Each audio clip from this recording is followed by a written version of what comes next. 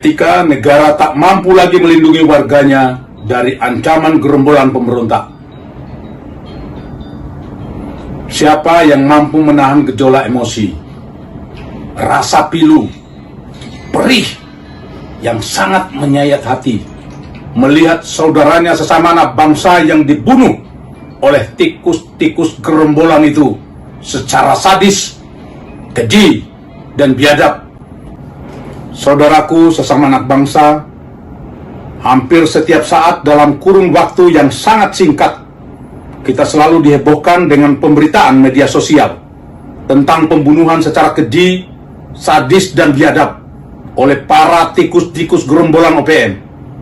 Mereka melakukannya secara sengaja dan terang-terangan untuk kemudian dipublikasikan kepada masyarakat Indonesia dan dunia internasional. Bahkan para tikus gerombolan bengis itu mengultimatum warga pendatang untuk segera angkat kaki dari bumi Papua.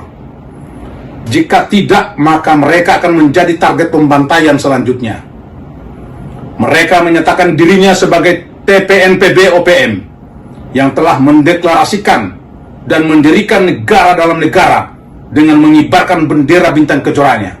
Sementara pemerintah kita masih menyebut mereka dengan sebutan kelompok kriminal bersenjata atau KKB, yang jelas-jelas urusan kriminal menjadi tanggung jawab kepolisian. Sampai kapan negara membiarkan aksi pembantaian aparat TNI Polri dan masyarakat secara terus-menerus dengan sangat bengis, keji, sadis, dan biadab oleh tikus-tikus gerombolan ini? Masih adakah TNI di Republik ini yang salah satu tugas pokoknya menjaga kedaulatan negara? Masih adakah Polri di Republik ini yang salah satu tugas pokoknya menjaga Kamtibmas demi menjamin rasa aman kepada masyarakat? Ataukah Papua sengaja dibiarkan untuk dijadikan ladang pembantaian oleh tikus-tikus gerombolan itu terhadap aparat TNI Polri dan masyarakat pendatang demi kepentingan tertentu? Wahai Panglima TNI, Kapolri, dan Ketua DPR RI, masihkah kalian punya nurani ketika menyaksikan anak-anak bangsa dibantai oleh tikus-tikus gerombolan itu? Ataukah kalian gentar dengan ancaman dan gertakan mereka? Sungguh ironis, di daerah aman, pengamanan pesta pernikahan putra mahkota begitu super ketat dan wah, dengan melibatkan 11.800-an personil yang dilengkapi perlengkapan tempur. Sementara saudara kita di Papua sana, dalam melaksanakan aktivitas hariannya, hanya ada dua pilihan, antara hidup dan mati. Lalu persoalan ini menjadi tanggung jawab siapa? Dalam hal ini, pimpinan DPR RI harus segera menyikapi hal ini dengan membentuk pansus untuk menentukan langkah politik dan strategis tentang status penanganan para pemberontak dari kelompok kriminal bersenjata yang menjadi tugas polisi, menjadi GPK atau OPM, untuk kemudian menjadi tupoksi TNI. Jika DPR RI, Panglima TNI, Kapolri tidak menyikapi persoalan ini, tentu akan menjadi sebuah presiden buruk terhadap sistem pertahanan keamanan Republik ini.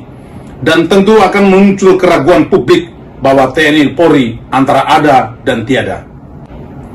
Kepada Panglima TNI, jangan biarkan korban terus berjatuhan dengan hanya mengucapkan turut berbelasungkawa dan menaikkan pangkat setingkat lebih tinggi bagi prajurit TNI yang menjadi korban.